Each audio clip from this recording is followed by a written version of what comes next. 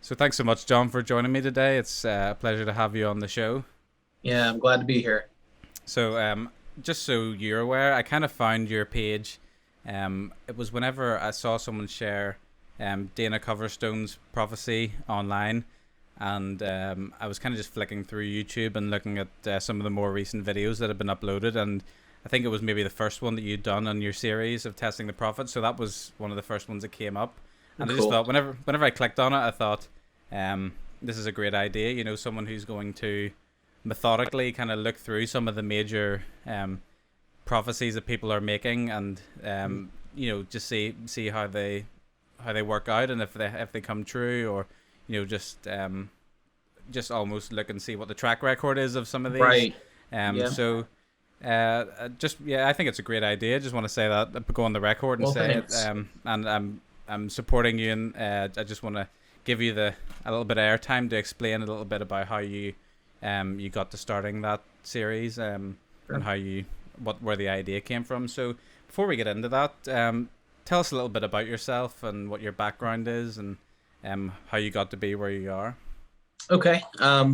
Well, I grew up in the charismatic movement, and so I was not at all unaccustomed to prophecies and hearing prophecies and words of knowledge, regular basis. In fact, growing up, that was basically Sunday around my upbringing, um, and so and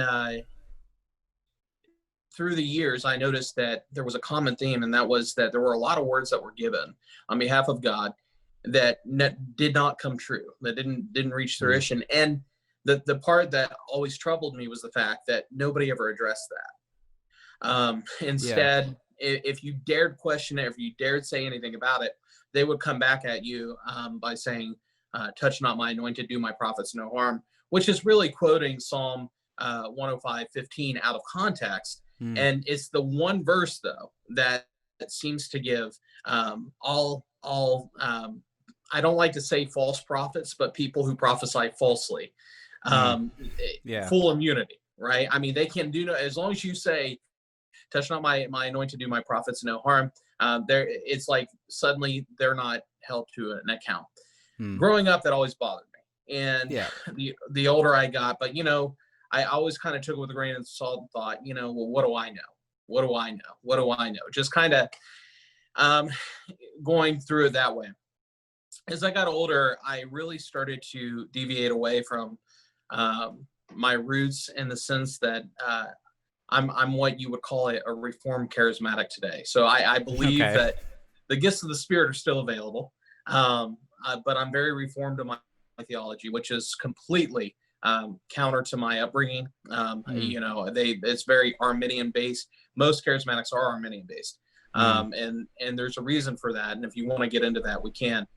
Um, but I in 2010, the Lord really just started me on this journey through the Word, and when I found Mm. myself questioning a lot of what I'd been taught, a lot of what had really been ingrained in me. And I grew up in the pastor's home. I'm a pastor's kid. My dad just retired from ministry a few years ago in the Midwest, Right. and so uh, it's all I've ever really known. And when I was 18 Mm. years old, I left after I graduated high school. I immediately moved to a different state, went to the school of ministry, did an internship at a charismatic church for a couple of years. I'm 34 years old now, and for the last 16 years, I've had either one foot or both feet in ministry. Okay. So I'm very well acquainted with the church. I have a master's in divinity from Liberty University. I'm working on my doctorate. And so I'm very well acquainted and familiar with the Yeah. church. So I'm not speaking ignorantly or Mm-hmm. coming, I kind of did that on one of the videos where I said, "Listen, I just want you to know where I'm coming from. I'm not some guy who just became a Christian or watched a few YouTube videos, Yeah. and but I've actually lived this, and Mm. somebody has got to say something. Somebody has got to start holding people accountable Mm. for the words that they're giving when they're saying, 'Thus saith the Lord.' Somebody has to stand up and do it." And honestly, my heart has never been, well, I should be the one to do it. my heart has always been, somebody do this, please. Somebody Yeah. do this, you know? And it got to the point this year where it was just kind of like, I couldn't take it anymore. And I'm like, how long is this going to go on? And then I was reading in Jeremiah, and the Lord said, these people say they have dreams, say that I give them dreams when I have not. They say that I give them visions when I have not. And the Lord says, how long shall this go on? And I read that around the same time that I was kind of considering starting that. And it was like the confirmation that I needed. It was like, okay, now's the time. The sign. So that's what launched Testing the Prophets. Okay, so how would you then describe, I guess, the differences between your church growing up and maybe where you are now? And what were some of the negative consequences of this, of what you might say the lack of testing of the words that were being brought before the church in your experience? It's a great question. It ranges. There are some people that I know whose faith was all but completely shipwrecked, because the Lord supposedly told them through someone that they were going to do X, Y, and Z, or that X, Y, and Z was going to happen in their lives. And when it didn't, they just said, well, none of this must be real. This is all baloney. Wow. So they just left. And in my own life, I've had all kinds of words given to me, all kinds of prophecies given to me. One of the weirdest ones that I ever got was this lady, and this was over 15 years ago, told me that the night before, and this is at church, that the Lord showed her me lying in a coffin. Wow. and that my family was okay, and like they were, and I'm like, right? Like, yeah. What in the, okay, so I'm dying. Okay, so now that's been 15 years, and thankfully I'm fine. You're so still going. We're all going to be in a coffin eventually. Right. Yeah. Right. Exactly. Right. Yeah. Oh, and so, man. But it was like, that kind of stuff is not at all uncommon. Like, people might, if you've never been into a charismatic church, or you've never been around those movements, people who don't really get immersed into it, or maybe they just go to a conference or something and they get a taste of it, and that's all they see. They don't understand, the true immersion into that movement means that kind of stuff is much more commonplace. And so what I've seen in a lot of the charismatic denominations is some either resent those connotations and try to distance themselves. Dare I call out names? The Assemblies of God is a great example of a denomination who does this, where one of their fundamental tenets of faith states that the evidence of being baptized in the Holy Spirit is speaking in tongues. And yet, if you interview a lot of Assemblies of God pastors, they resent that. And I go, well, that's not healthy. Right. I'm like, look, if this is embarrassing you, or if you feel like this is not right, then maybe you shouldn't be in this denomination. Then, so you have some who try to push themselves away and say, yeah, technically, I guess we're charismatic, but we're not like those crazy people. And then you have the other ones who are like, yeah, we're charismatic through and through, and we're proud of it. And so a lot of people would come. So like, let's say you went to a charismatic church for the first time, and they walked up to you and they begin to give you a word from the Lord. The substance is so vague most of the time. Like, Josh, the Lord is showing me that you really went through a hard time recently. Check. Yeah, right. Okay. So that's everyone. You could say that nearly, 99% of the people you come to with that word is going to apply. It's like the sidekicks on TV who say, I've got a message. Do you have a cat maybe in the past, or maybe a dog? It's a pet. It's something fluffy, and the name begins with maybe a vowel, but it could be a consonant. Yes.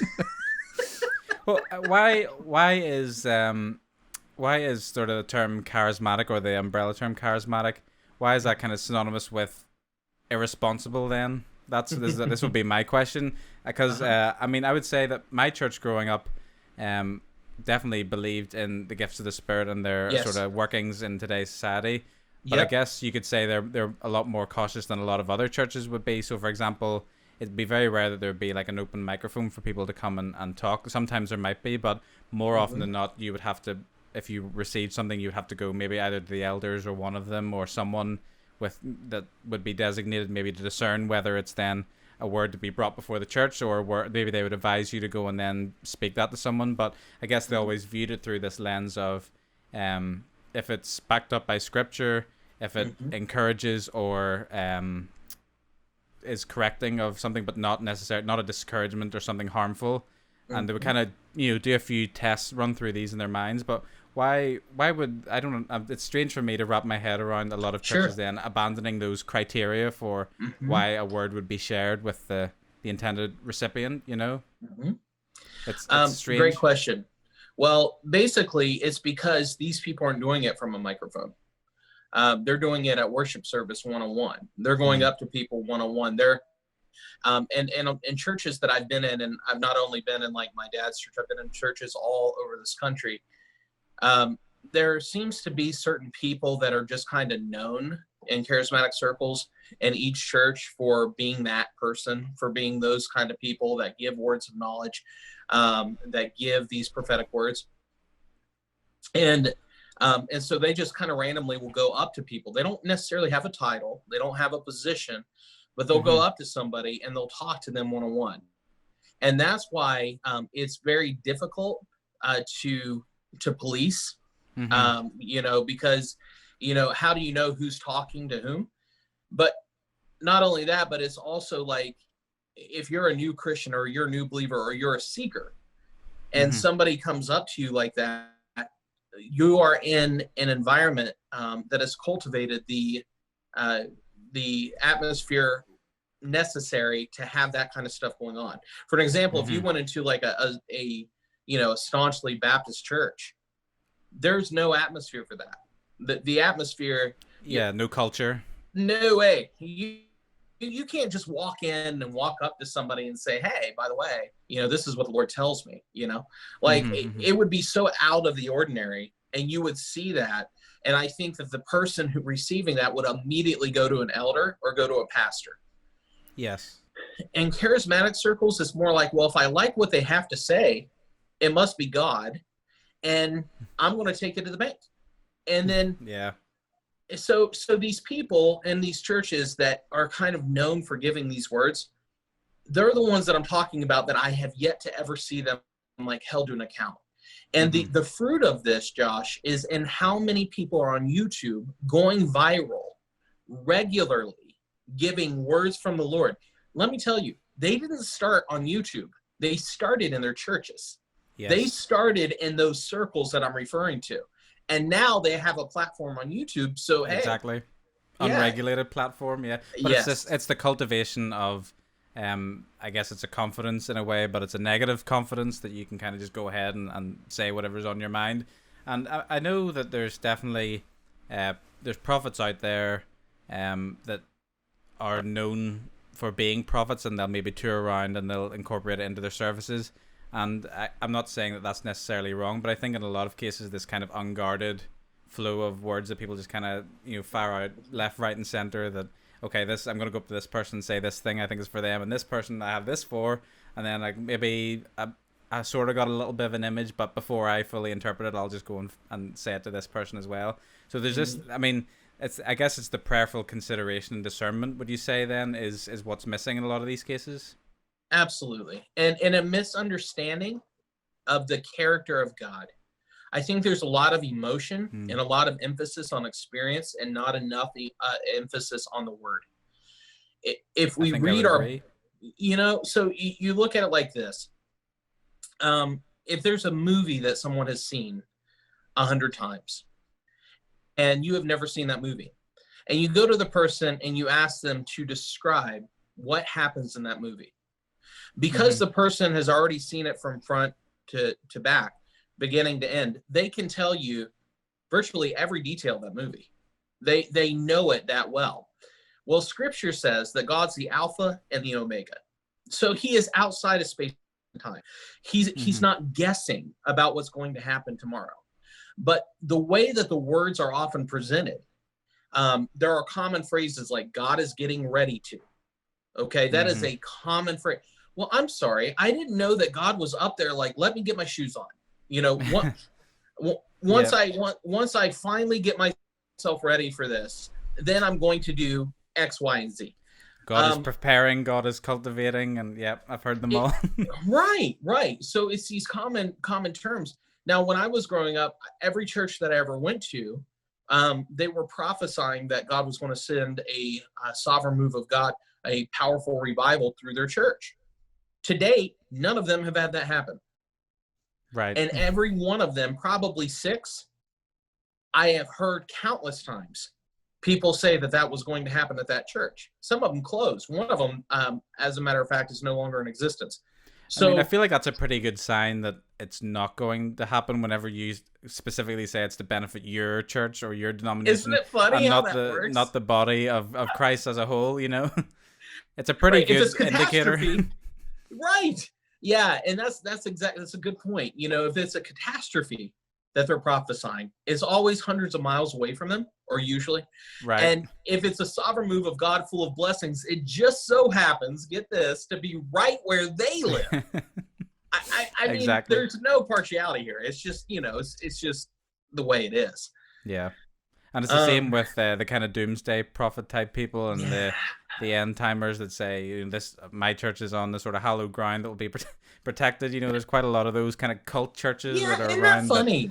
It's always, you know, they have the safe haven and their word is the right word. You know, it's a really, I mean, I suppose it's just ego, really, and well, among other things, but it's right. An arrogance that then is maybe never checked at a younger age, or perhaps they are these people that were continually encouraged to speak the words that they feel like they've been given without any responsibility, and then it gets out of hand, you know, and they end up with followers, and it just it snowballs into some massive movement. But generally, I mean, for me, I'm, I suppose, naturally cynical of a lot of these things, but when someone says it's to benefit them or their church or their people rather than the body of Christ as a whole, then I would naturally get a little bit suspicious about that, I think. Yeah. And honestly, and that's the way it seems to go, you know. When man is at the center of it, there's a problem. Because when the Lord spoke all the way through Scripture in the Old Testament, New Testament, the glory of God is always the main objective. Always. Jesus Christ, from the New Testament on, and even in the Old Testament, always the main subject. Yeah. When it is a person or a church or a denomination or even a region that becomes the focus, it's like, wait a minute, we're doing things backwards here. Now we're looking, and it's all about me, and it's all about us, and it's all about, and I would go as far as to say that it's about 2 steps away from being a cult. And so the one thing that I think prevents that from happening in most cases is the authority of the Word of God. Thank God for that. But let me, give you a tangible example of this. Most people don't know this, but before Jonestown, before the Jim Jones took a whole group of people to South America, and the story. Almost 1,000 people died of mass suicide or homicide, depending on how you look at it. Right. But most people don't realize this. He was preaching before that ever happened. He was preaching in a mainline evangelical church, and he began to deviate away from the Word of God. In some of his more outlandish, very something that you would find would not be impossible to find in a charismatic circle. I have found stranger, but when I have found people who have been stranger than Jim Jones, they didn't have any influence. They weren't in leadership, thankfully. But a couple of elders went to Jim Jones after service, and they told him, listen, Jim, we need to talk to you. You're missing the mark here. You're getting away from Scripture. And they were very loving with him. And they tried to admonish him. Well, he got angry. And after the meeting announced that he was leaving the church and taking anyone who would go with him. Right. That was the beginning of the end. And yet it was just the beginning of the explosion of his own movement. That's what I mean. You're looking at just two steps. The one step is deviating from the word. When emotion and experience and what I think I'm hearing in my head begins to usurp authority over the word of God, that's the first step. The second step is a resistance of reproval or a rebuke. Oversight, yeah. Yeah. So that's what I mean. Like if you take those two steps and you're in that background, that's all it takes. So what would you say then for the average congregation member of a church that perhaps they know that there's these kind of weird sort of people lurking around that are making crazy statements? What would you say is the responsibility of the average congregation member in terms of, should they have a naturally cynical mind towards messages? Should they be open but cautious, or should they be naturally open until otherwise, until they get a reason to think otherwise? Yeah, it's a great question. I would say, naturally I'm going to go right in the middle. And I would say, just be open but cautious, because God still speaks to people. He doesn't contradict his word. Like I said, I'm not a cessationist. I believe that God still speaks to people. But I believe that, First Thessalonians 5:19 through 21, where Scripture tells us not to despise prophecy, but to test them all. I think that is one of the most overlooked passages, because if we do that, if we adhere to that, then it presupposes that the prophecies given will have empirical elements. And if they don't, there's already a problem. So if you're telling me, thus saith the Lord, it shall rain at some point, well, congratulations, here's a cookie. But if you tell me that thus saith the Lord, it's going to rain at 3:26 p.m. and will not stop until 11:59 p.m., now you have my attention.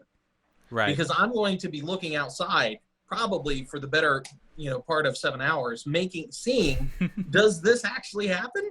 Yeah. So I think that then the next part is that if it doesn't rain, then you lovingly go to that person and you talk to them about it.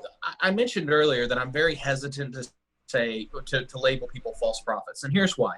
False prophets, as a general rule, know that they are false prophets.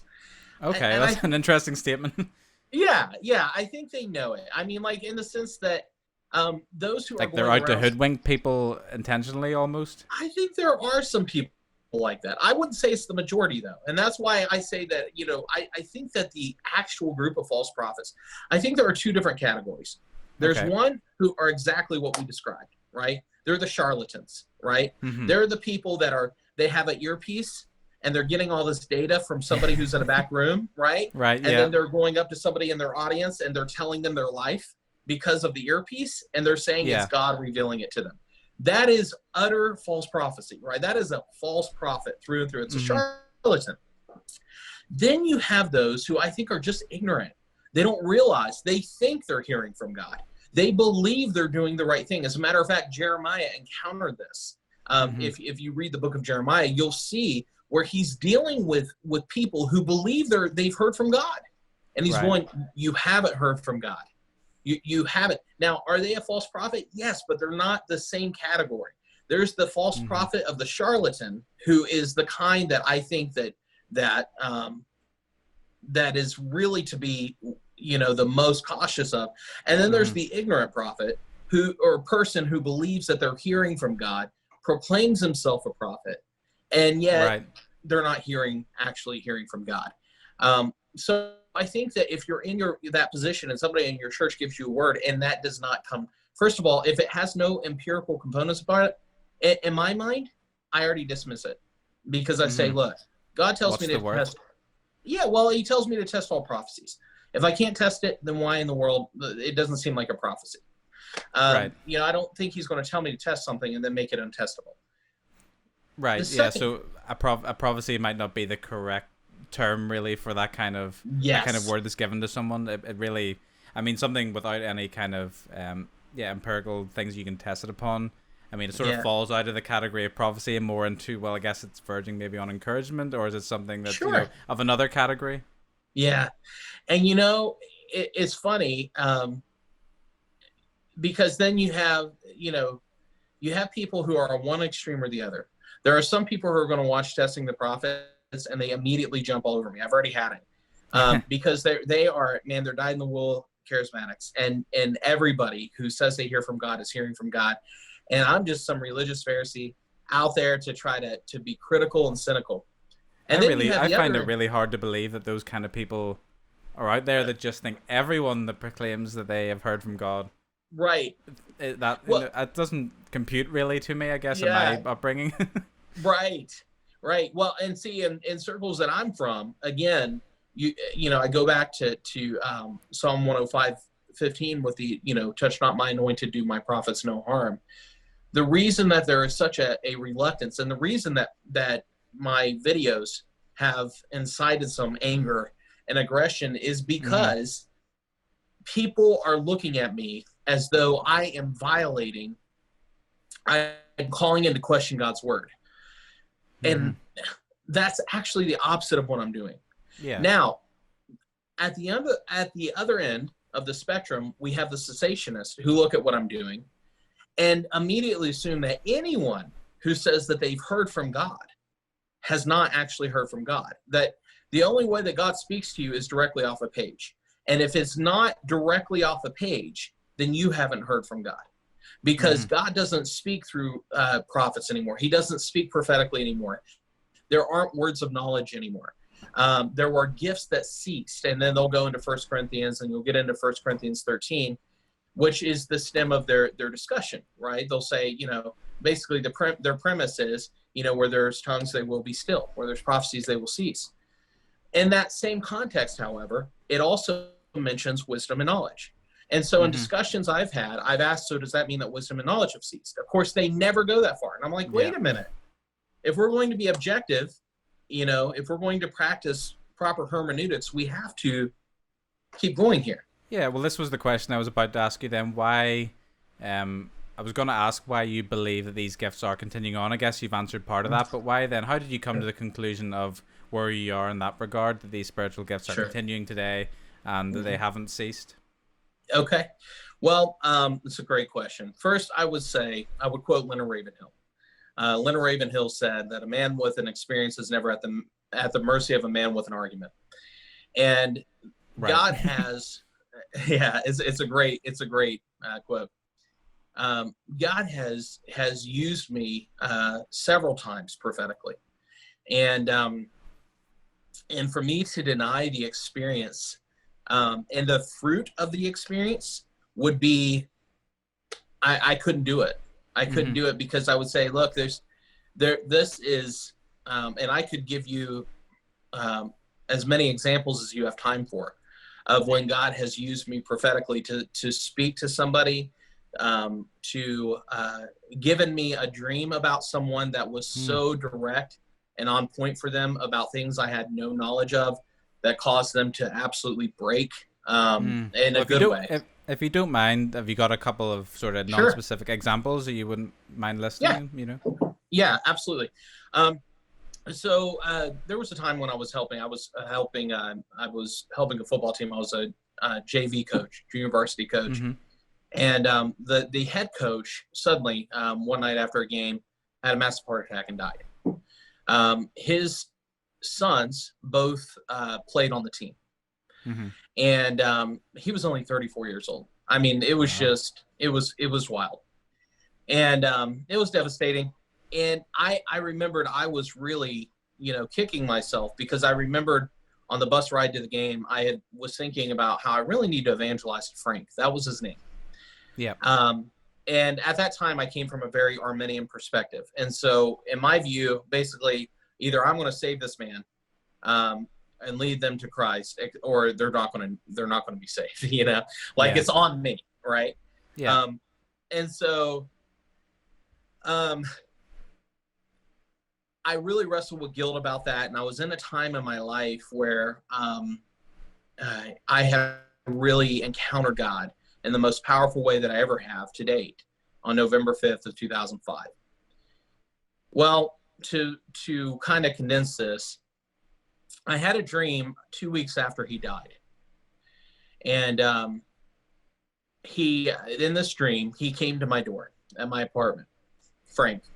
Yeah. And I opened the door, and he's standing there, and he's glowing, just radiant. And he was a real big African-American man, but man, he's just glowing. And I have goosebumps just telling it. Yeah, and I me said, too. And I said, Frank, what are you doing here? Like the obvious question, right? Yeah. I'm like, what are you doing here? You're dead, right? Like, and and he looked at me and he said, I came to check on, and I'll leave the name out of it. And he named his older son. Mm-hmm. And I said, well, Frank, he's taking it hard. I said, everybody's taking it hard. None of us saw this coming. And he put his hand on my shoulder and he looks at me right in the eyes. And he says, all of my chains are gone. Wow. And I looked at him and I just kind of I stood there, and I knew what he meant in a way, but I didn't, or why he was telling me this. And then he smiled real big, and he held his arms open, and he just disappeared. Well, I didn't see his son, the one he named. After that, he had his family members, they moved him and moved his brother, and I did not see him. I haven't seen him since.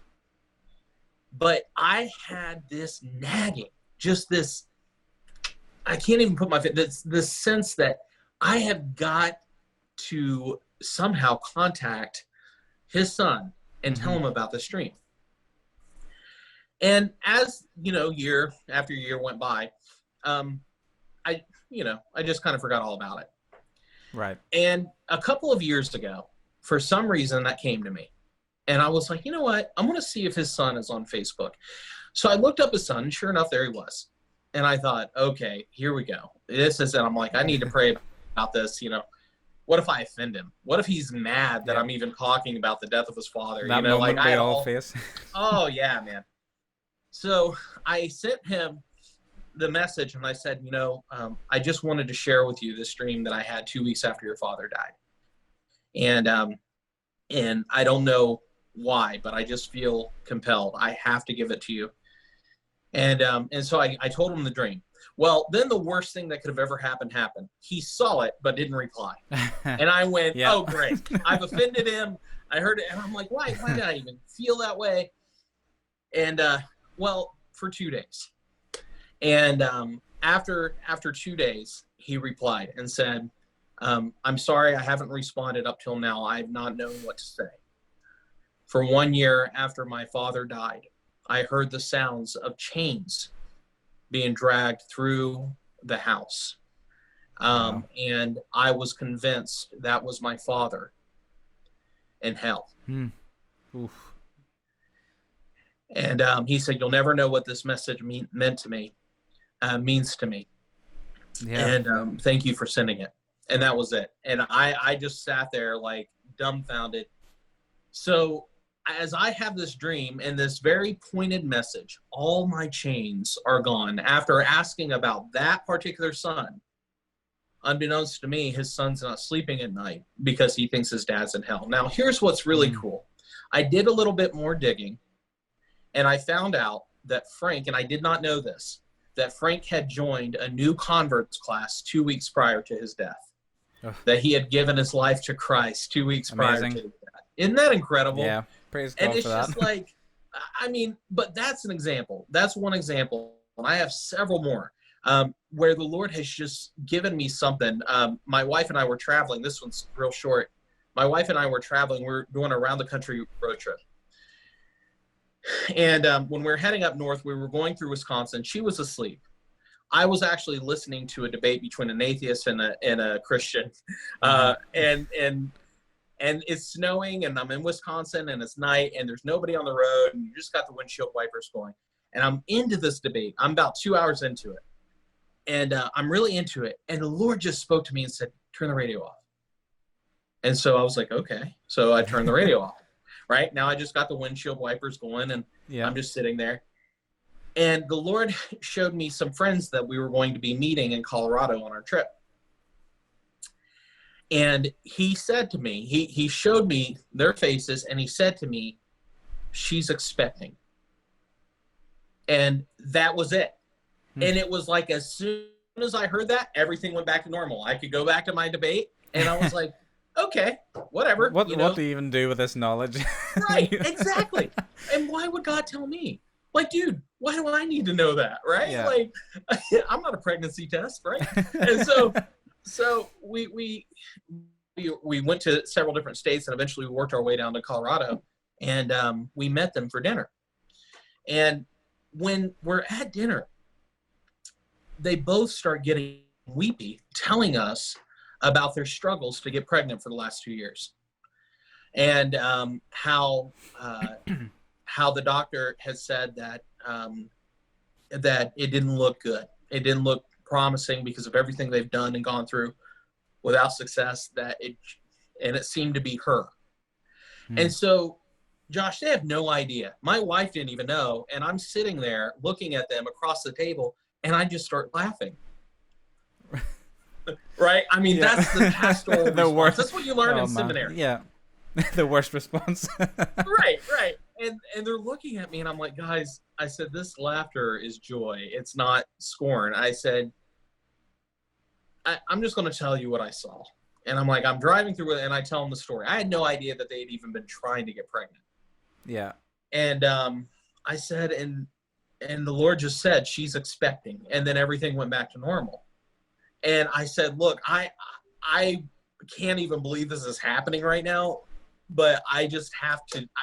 God entrusted that to me. And obviously this is what's on your hearts.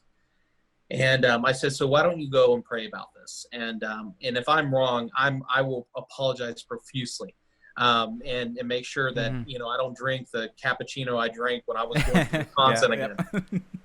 Well, 2 days later, he sent me a picture of a positive pregnancy test. Wow. And that was just another one of those, boom, like undeniable empirical things where it's like, look, that's not John, that's God. Absolutely. Only he knew that. And, so it's happened so many times in my life, Josh, that I would be a liar and a hypocrite and a fraud if I said God doesn't speak to people today. Yeah. And for example, when you were having that dream about, is it Frank you said? Yeah. Mm-hmm. What did you feel like you were living that dream? Was it like you were having a conversation with him in that moment? Yes. Like a vivid. Yeah. When I woke up, I didn't know that it was a dream. Yes, absolutely. Wow. When I woke up, I ran immediately to my front door. It was that real to me. And I feel silly even telling you that, but it's true because it was just that real. It was yeah. Yeah. And when you're having this sort of experience, what do you then, I guess, other than how it plays out, are there any hallmarks in your experience that sort of give you an inkling that this is a God thing and not just something that's just going on through the course of my day that's coming into my mind? These are excellent questions. You're really good at this. Thanks. Yeah. Yes, there are. And I would say the first one is a stopping of everything. A very direct,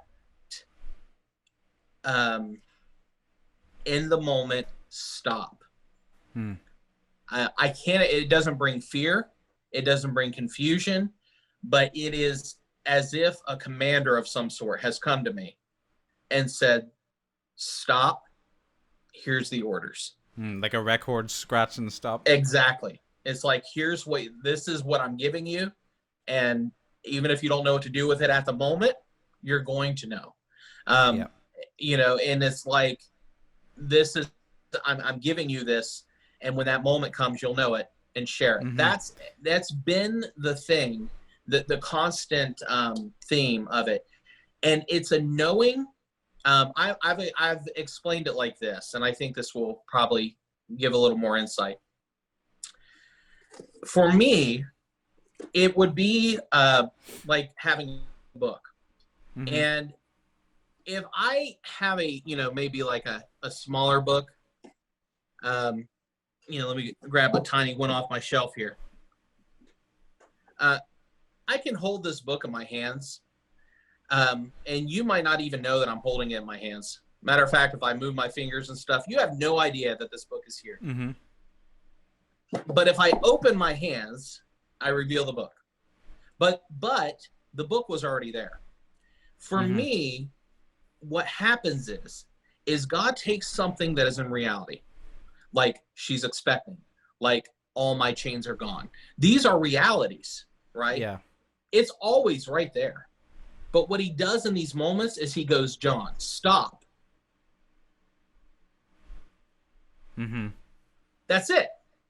And it's like, okay, now I know this. I know this for a fact. There was you want another example of this? Yeah, go ahead, please. Yeah, I was working at a school, and I was bivocational at the time, and I used to work with teenagers who were especially troubled, and one-on-one. Mm-hmm. And I used to basically have to go with them at school all day and sit through all their classes because they fought a lot and everything. And during the lunch hour at this particular school, I used to sit with this lady. She was an elderly lady who was the wife of a longtime Methodist minister.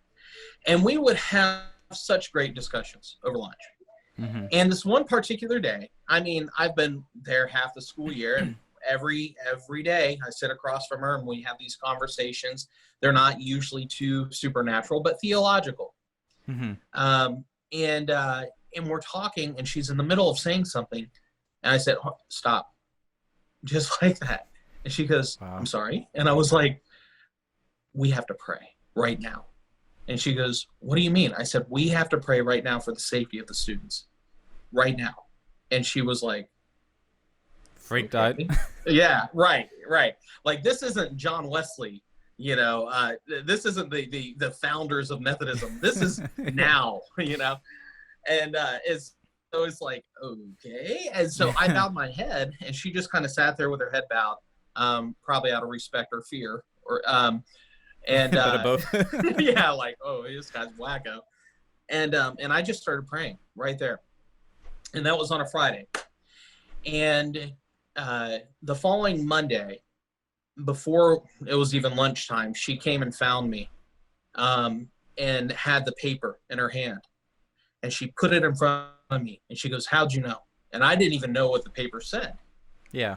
So I grabbed the paper, and I'm looking at it, and that Friday, right after that lunch period that we had, there was another lunch period. Well, a student went into the bathroom, and not long after the student was in the bathroom, several police officers came in. The student was in a stall loading a handgun. Oh, wow. With a list of names that he had on him. And, man, I get short of breath just talking about it. Oh, yeah. Oh. She goes, how did you know that was happening? And I said, I don't know. I didn't even know it was that. I just knew that God said I had to pray for the safety of the students. That's all I knew. And how did the police, like, were they, how did they get to the school? Like, what was the warning sign that triggered them getting there? How did they even know? Yeah, a friend of the kid who was in the stall doing it had known about it and didn't want to say anything. And so at the point that I was praying, that was the point that he was on the fence about whether to report it or not. So as soon as he reported it, they called the cops immediately. And so there was probably a 20-minute window from the time that I started praying and the time that the cops arrived. Wow. So it was just boom, boom, boom. And so I believe that the Lord was using my prayers more to move on that kid's heart to say, report this. Yeah. Don't be in fear. You need to say something.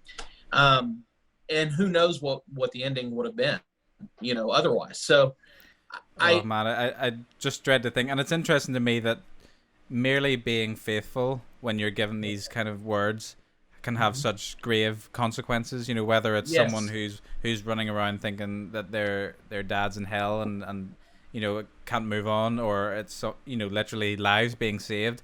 Being faithful when these words and these when these moments come to you can have profound consequences. Yeah. And I've always wondered too that if I didn't say anything, if I hadn't prayed, would God have alerted another Christian? Would God have passed by me and just said, "Look, there was a blessing in this for you too"? I believe that the only thing that ever impresses God from a human being is faithfulness.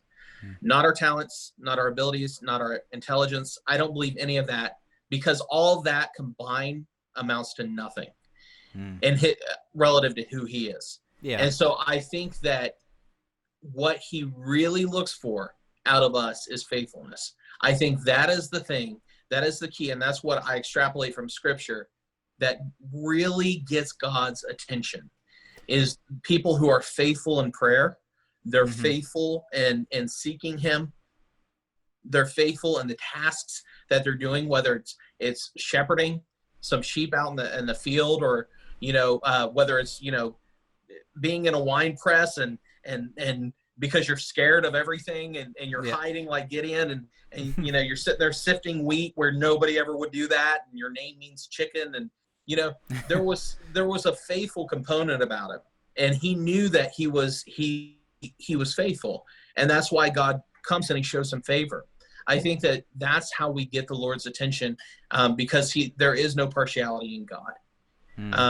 So he's really looking for a willing participant to carry out his will. And if I think I would tend to agree that if it's not going to be you, he'll make a way, but there, he's looking for that willingness to be part of this his will on earth, his will being done. Yes, absolutely. And I think, again, it does, your premise matters.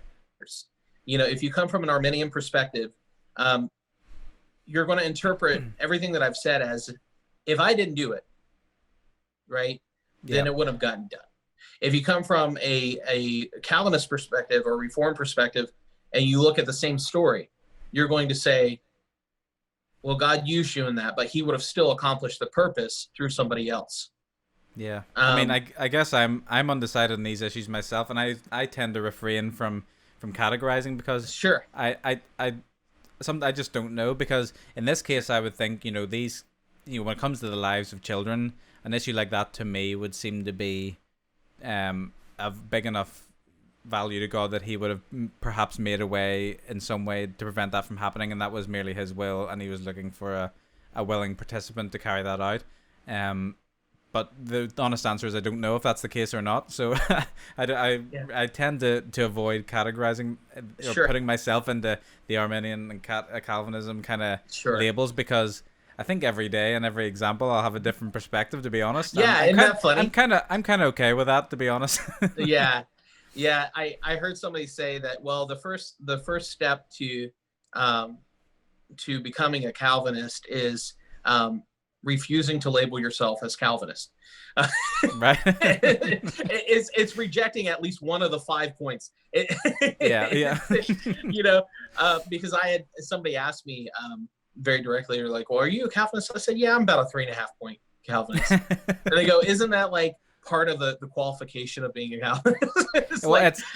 It's absolutely, there's a scale for sure. Like there's people that are, I mean, on each pole, and then I think most people kind of find themselves somewhere in the middle. But I agree. The reason why both of these philosophies exist and these interpretations exist is because there is scripture to back parts of each of them.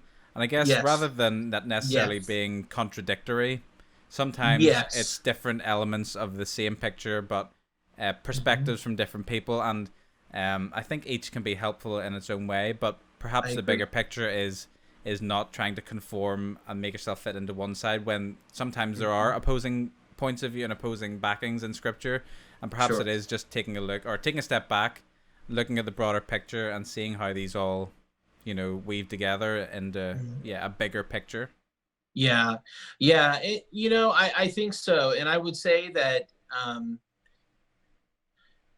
For me, I basically just tried to back up, go through scripture alone, right? Or the solo scriptura. Yeah. I and look at, try to create a defense of both positions.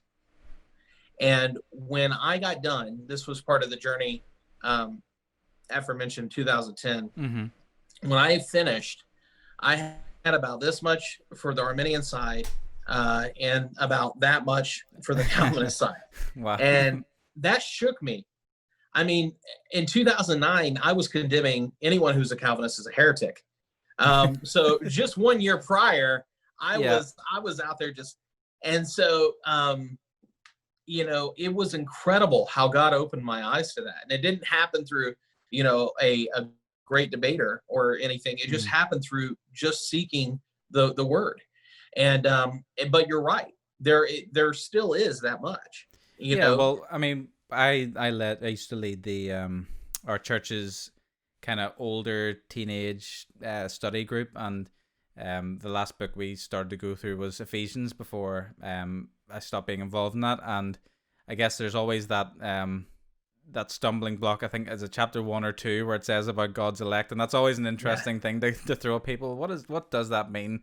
God elected, these elected people, and like I said, these, if all scripture is truthful, then you got to find a way then to see how that, I guess, how that all works together with this long list of other things, that are Calvinist, and these other things that perhaps seem to contradict at face value.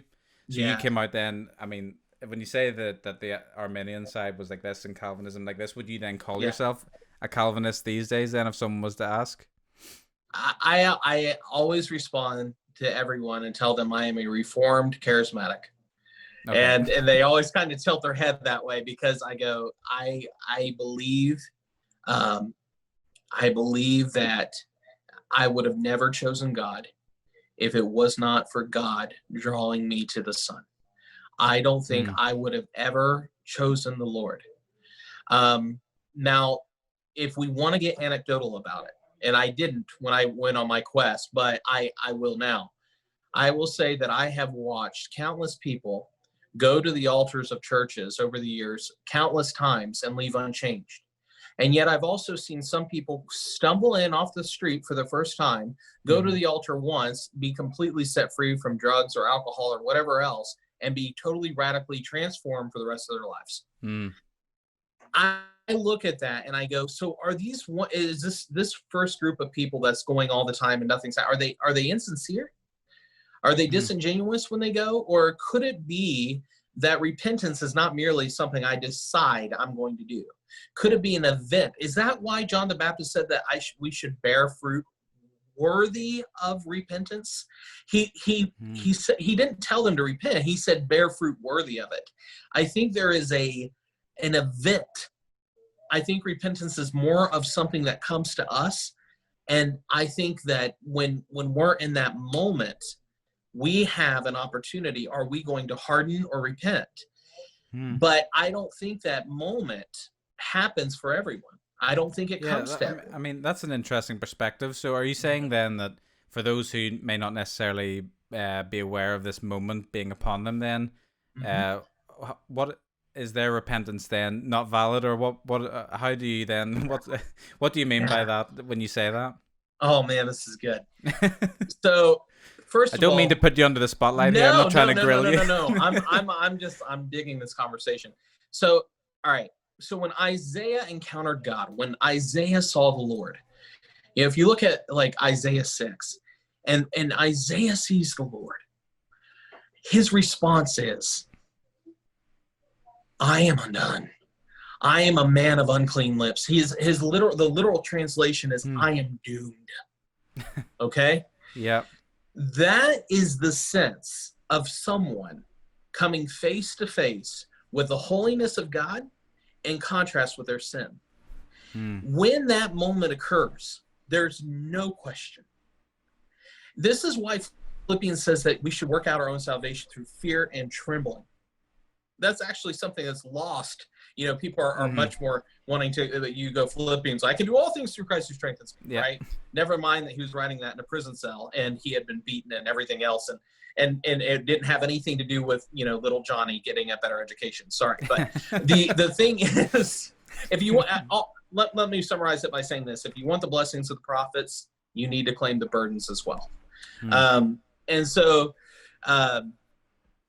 Isaiah has this moment. And then in Philippians, we're seeing this, you know, like if you read when Saul of Tarsus is on his way to Damascus and boom, this bright light. And it's like, why are you persecuting me? It's confrontational. It's immediately confrontational. There is no, you know, when John on the Isle of Patmos, when Christ appears to him, he says his face was like the sun and its strength, you know, his eyes were like flames of fire. And John says, I saw him, I fell at his feet as dead. I guess in my church background, we would I suppose label that, you know, falling under the conviction of sin, and I guess that's a pivotal moment that everyone seems to face. Like especially when you hear almost anyone's conversion story. This is what I guess might back up what you're saying. There seems to be a moment where this falling under the conviction of sin happens, where they're confronted with, I guess, their total depravity, if you want to go that way. But but there's this moment. Yes, there is this moment where heaven and earth collide, you know, where the holiness of God and the depravity of man collide. And, you know, I heard a story of I thought this was, and this is a true story, from a very well-known pastor and speaker. And he was talking about when he went to Alaska, and that this man came into this church. It was this tiny little church, stumbled into the church.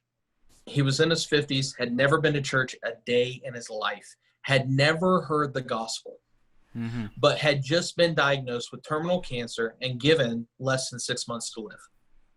Wow. He came into this church and he goes up to this pastor and he says, I don't believe in this stuff.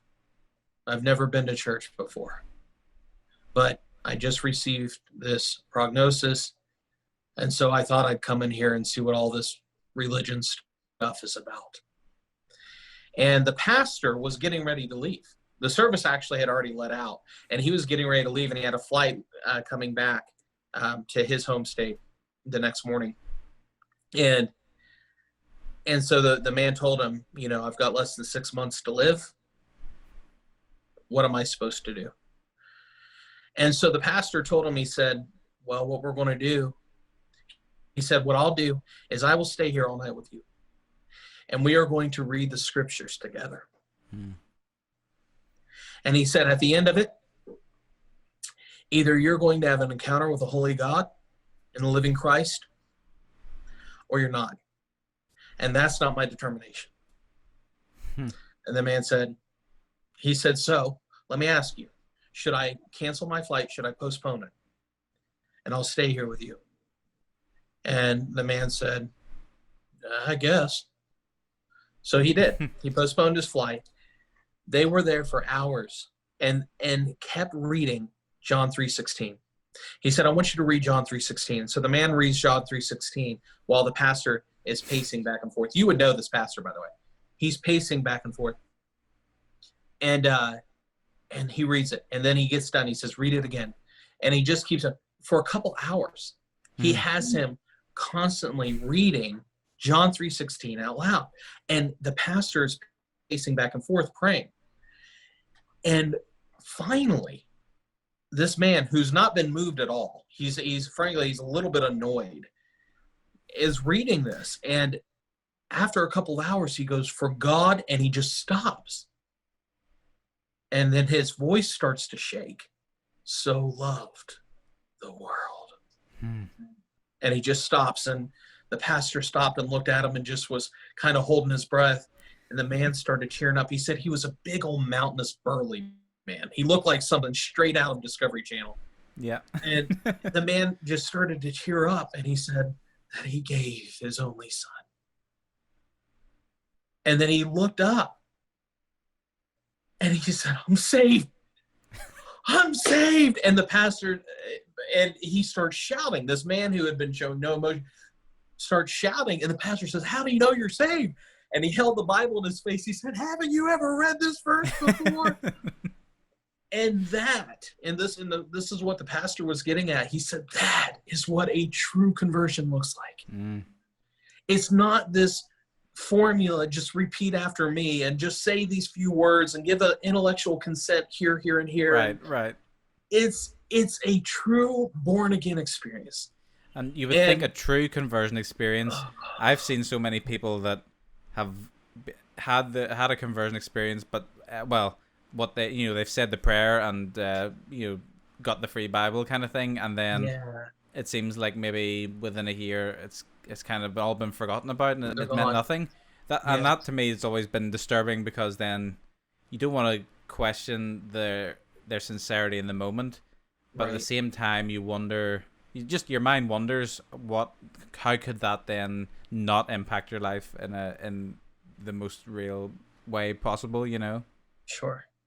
Yeah, and I would say this too, like if you look at it again, this is where there's a bit of dissonance in soteriology, because if you look at it from one perspective, you're like you said, you're struggling with their sincerity.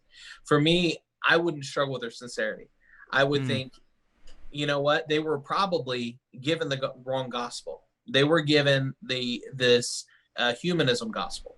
The humanism gospel says the end of all being is the happiness of man. And you need to come to Christ because Christ will make you happier. He will make you better. He will improve your life. That is the humanism version of gospel.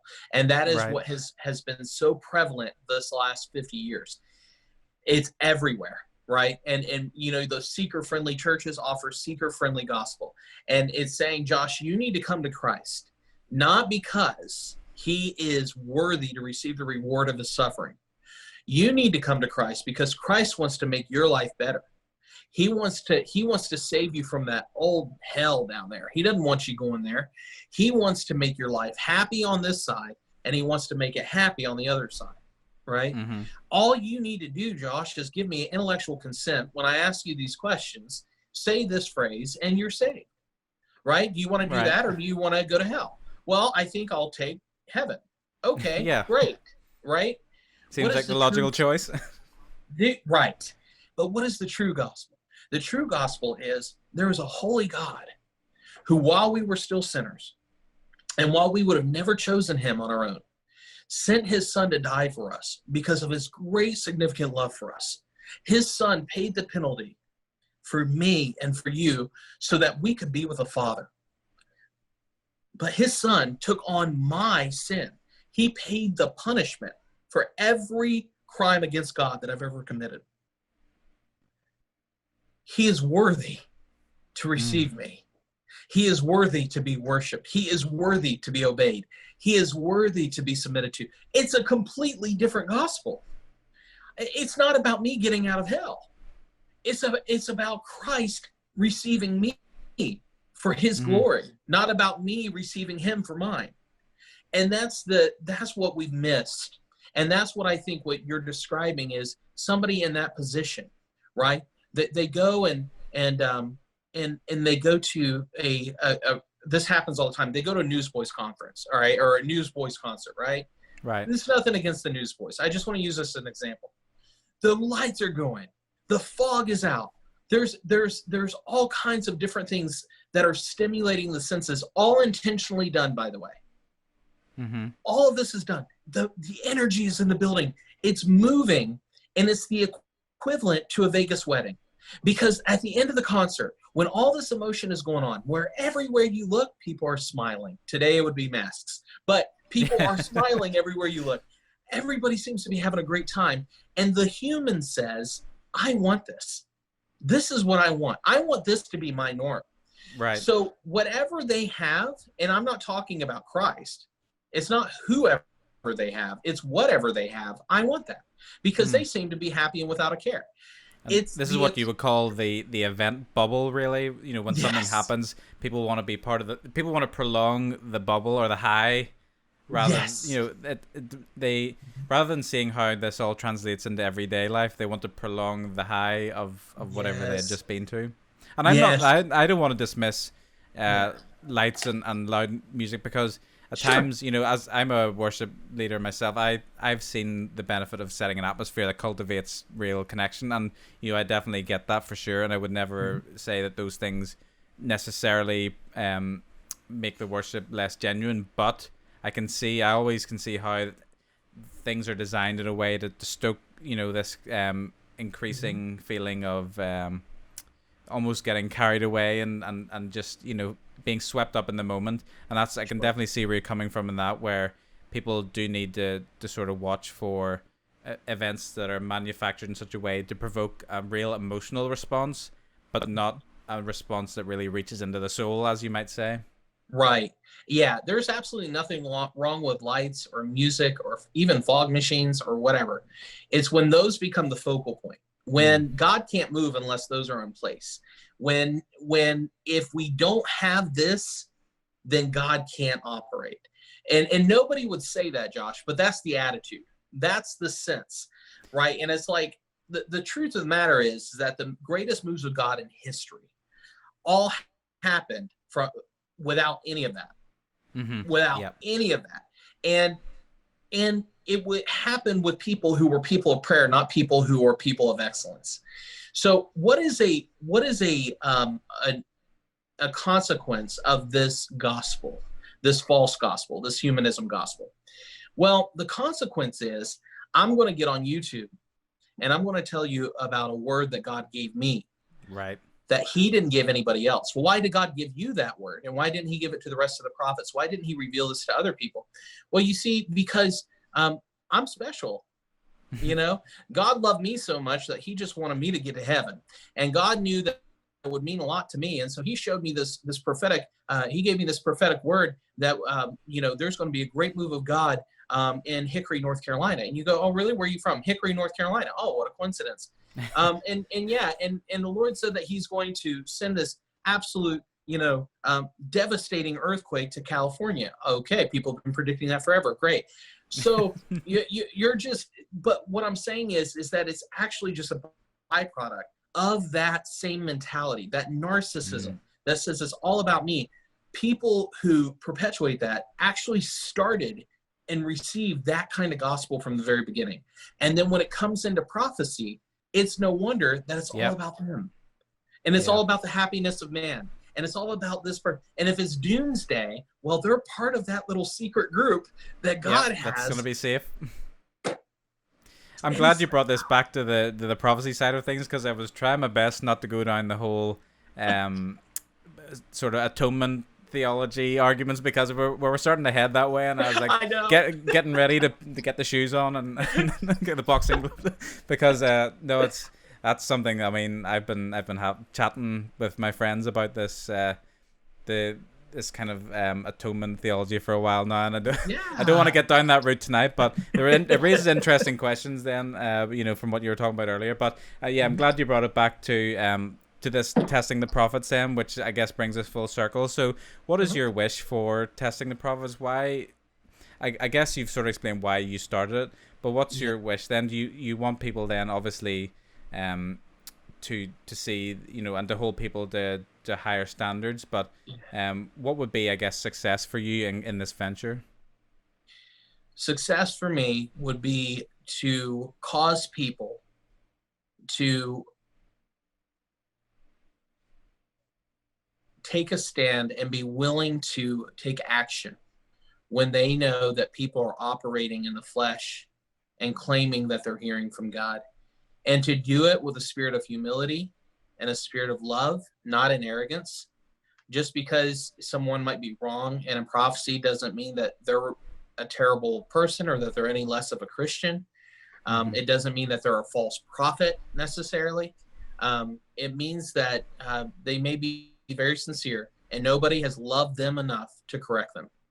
And so my hope is that what people will see and hear, and this is part of my success, what success would look like, is getting stories about, you know what, I was a part of this church for so long and all this stuff happened and I was wondering why these things didn't happen. I confronted them about it. They got defensive. I've since found a new Bible-based church. And I just appreciate that. That would be a success. Another success would be, you know what? I left the church 6 years ago because somebody prophesied X, Y, and Z, and it didn't happen. And I threw God out. But thanks to this testing the prophets, I'm seeing that there are truly people who are actually hearing from God, and it's rekindled my faith. And above all, my objective would be, and you'll notice if you watch all of my videos, I never talk about my own prophecies and prophetic words.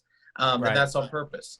I mean, from what the stories you told me tonight, I think deserve to be heard. Not that you should. Yeah. I mean, obviously they don't need to be tested, as you've, Sure. you know, they've sort of come true in a way. But yeah, I mean, I totally think you should share them on your page, you know, and make those public. Maybe I will. Because it's, I mean, they've encouraged me, and I think they'll encourage a lot of people. When people hear these successful prophecies, not just the ones that are being tested and held to account, but some of your experiences, and perhaps, you know, you can, you know, bring guests on that have similar stories to share. But these success stories, I think, need to be heard just as much as, you know, the false ones need to be, you know, corrected.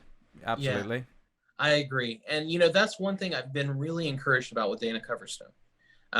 Is that, you know, the thing that really got my attention, I picked on the Assemblies of God earlier, and he's the Assemblies of God pastor. But hopefully he forgives you. yeah, right. But you know, and I don't throw out the AG altogether. But I what caught my attention is, here's a man who openly gets on here and says, I've been a pastor for over 30 years. I've never pastored a church larger than 150. Dude, he's not getting on there saying, we had 23,000 people come to Christ last month, you know? And he's not this, you know what I mean? And as a result of that, he has ticked off a lot of mega leaders.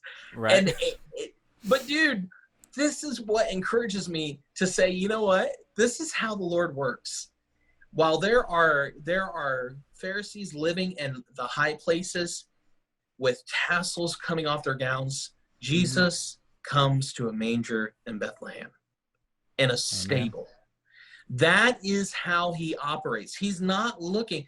And that's why I think so many people. The humility. Oh my goodness. It just oozes from it. And so, yeah, I have been greatly encouraged by his humility and his transparency, but also in the accuracy so far. That's what struck me as well. You know, when I'm listening to this, you know, you get a sense very quickly, I think, sometimes whether something is I think that might be my own sort of gift of discernment in a way, feeling these things out. A lot of times when I hear prophecies that I think you know, sound plausible, it's not necessarily a logical response. It's a bodily response almost. Feel it. And I definitely get a feeling with Dana Coverstone.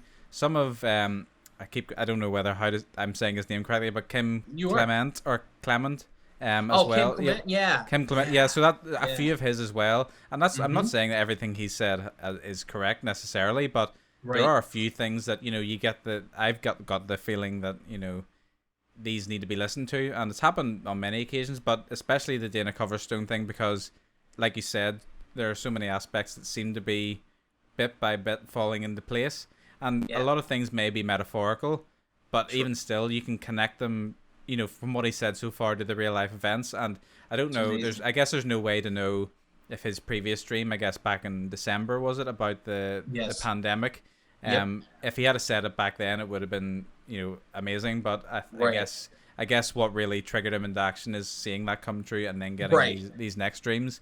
I guess briefly for anyone who hasn't heard this, it's Dana Coverstone he's a pastor that's had dreams regarding, he said that he saw the word pandemic and he could see people you know, in face masks and stuff, and this is back in December.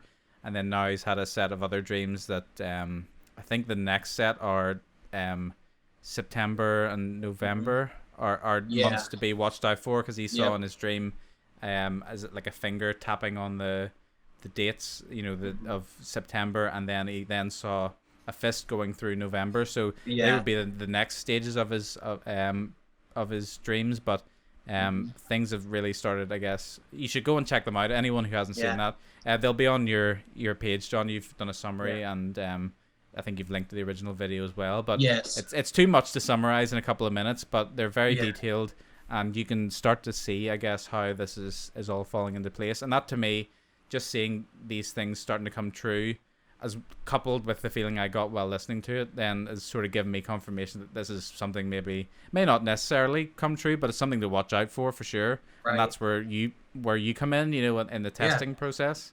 Yep. Yeah. And so we just take those elements. So we got that timeline coming up, and it's like, here we are in August. So starting next month, there were very empirical elements that he listed. Now, something that he said recently, and I followed up on this because he had another dream just a couple weeks ago. And in this dream, he saw post offices here in the U.S. that were closing. And he saw that there were many that were only open 2 or 3 days instead of all week. Right. And at that time, there was no buzz going on about that. There was nothing going on. And a week later, I received a breaking alert that the USPS is running out of money. And so I did a screenshot of it, and I did an episode on Testing the Prophets of just an update, because I'm like, this is undeniable. Like these are things that, if there were several news, and media outlets that were reporting this, when he gave that, okay, it's nothing. But when he beats them all to it, yeah, and absolutely. He's living in the sticks in Kentucky. You're not talking about a CIA guy, you're talking about some good old boy from the backwoods of Kentucky. And he has these dreams. I'm going, who that sounds like to me? It sounds like my God. He takes the humble things of the world and he embarrasses the proud. He takes the weak things of the world and humiliates the strong. That's just who God is. It's like, he goes, no, it's not going to be in that best-selling pastor. It's not going to be for that, and it's not and look, this isn't a slight at any pastor, but what I'm saying is, he goes, no, I want to get that backwoods pastor that nobody knows about, who has served me faithfully for over 30 years without looking for the limelight, without trying to get the spotlight, who made a video for his, I'm going to entrust this jewel to him because he'll be faithful with it. And this is coupled with the prophecy he received years ago that said that he would be heard by hundreds of thousands of people or something like that, and then his video that he posted on YouTube taking over into the hundreds of thousands, and it's just amazing to see. It is amazing. Yeah, man. It absolutely is. It's incredible. And I just, man, it's just so God. It's so God. It wouldn't, if this would have been any big name, if Perry Stone would have been saying these things, it's Perry Stone, and, he's got some stuff that seems allegory and this stuff, and surprise, surprise, Perry Stone has a word. And I would use Kim Clement more because of his accurate prophecies. Because Perry Stone is often very, very vague, and I did a video on that. But Kim Clement gave some very specific, accurate prophecies. And if Kim was still alive and it had been him, I would have been like, well, yeah, it's Kim Clement, right. But who listens to Dana Coverstone? And that's just, I know, who's that? I'm belaboring this a bit, but I just, for me, it's just adoration of who our God is. He doesn't look at what man looks at. He is, it's Saul versus David. Scripture says that Saul was taller than any man of Israel and was the most handsome in any man of Israel. And that's who they wanted to be their king. And who does God pick? He doesn't pick any of Jesse's sons who are all trained warriors. Yep. Jesse calls up all of his sons except for one, because there's no way it could be short little Rudy David. They're all like, yeah, I think we got another brother somewhere. I don't even know where he is, but we'll go dig him out. Exactly. Dude, And God's like, yeah, I'll take him. Hey, Joseph, I'll take him. Moses, I'll take him to be my mouthpiece. That's who our God is. It's his character. It's not an event. It's who he is. And so I would be more skeptical if it was somebody real famous. Yeah. I would be more skeptical. I would automatically assume that they had some kind of knowledge and some kind of, like hidden source of knowledge because of how big they are. Right. Dana Coverstone? Dude, it must be Dana God. who? Well, John, I don't want to keep you too much longer. It's been such a blessing for me to talk to you today, and I want to thank you so much for giving up your afternoon to take part. Just before we finish, do you want to tell people who are watching how they can find your YouTube channel, and if you're on social media, where they can find you? Sure. Yeah. If you go on YouTube, you can just type in "Testing the Prophets," and you should see my face come up. And if you're on Facebook, you can find me just by searching my name. But it's John, John, and then my last name is spelled Carosiello. And you're a pastor as well. Yeah. I've been a lead pastor now for 2.5 years. I've been in the ministry for the last 16 years. And yeah, man, I've been around a lot of different churches and been around a lot of different blocks, but I'm still learning, still growing, still being discipled. And I love being in the ministry, but it is definitely an incredibly challenging job. And it's why, for anyone watching this, if you're considering going into the ministry, my advice to you would be make sure you're called. If you're called, God will give you the grace for each day, but only for that day. And if you're not, statistically speaking, you won't last 5 years. So, and I see that happen more times than not. Somebody gets in, they experience the hardships of ministry, and they leave. It's more than just a job. It is. It's got to be. I heard another pastor say it this way. He said, "If you can keep from it, don't do it." And I think that's really good wisdom. And he's been a pastor. The one I'm quoting has been a pastor for almost 40 years.